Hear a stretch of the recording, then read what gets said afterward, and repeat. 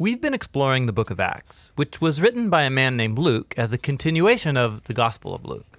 Acts began with Jesus telling his followers to spread the good news about his kingdom. And they would start in Jerusalem, then go out into the neighboring regions, and from there to the ends of the earth. Now, in Jerusalem, their message was received by many and opposed by many, especially by the leaders of the temple. They were scandalized by this new claim that the whole story of Israel had been fulfilled by Jesus' life, death, and resurrection. One of these leaders was a man named Saul of Tarsus, who worked tirelessly to stop the movement. That is, until he met the risen Jesus himself. And this encounter transformed Saul from an enemy of Jesus into a herald of his kingdom. And so for years, he traveled about the Roman Empire using his Roman name, Paul, starting Jesus communities all over. And one of Paul's greatest desires was that all of these diverse communities would see themselves as one unified people, regardless of their differences, Jew or non-Jew, male or female, slave or free.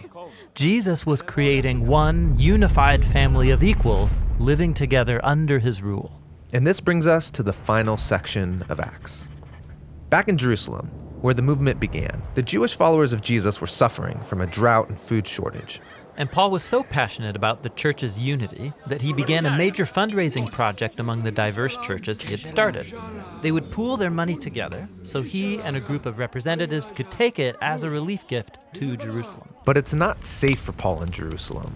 The Jewish leaders there dislike him so much they want him dead. And Paul knew he was walking into a trap. His friends all begged him not to go, but no one could stop him. Yet why would Paul risk his life to bring this gift?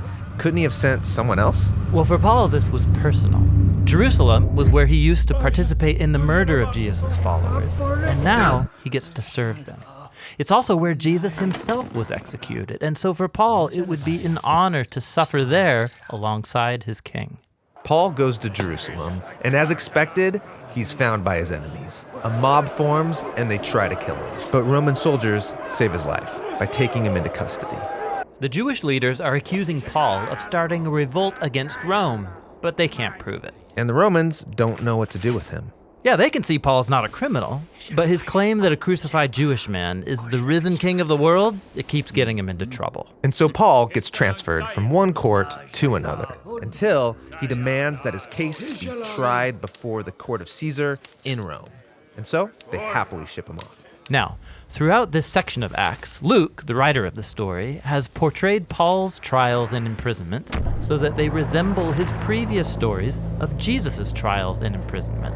Luke's making an important point. When the people of Jesus follow the way of Jesus, their stories will begin to look like his story, which is beautiful, but it also comes with a cost. On the way to Rome, the boat carrying Paul is hit by a violent storm, and everyone freaks out. Except for Paul.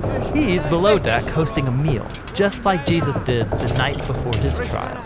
Paul blesses and then breaks the bread, promising that God is with them through this storm. And the next day, the ship hits and then breaks apart on the rocks, but everyone's washed safely ashore.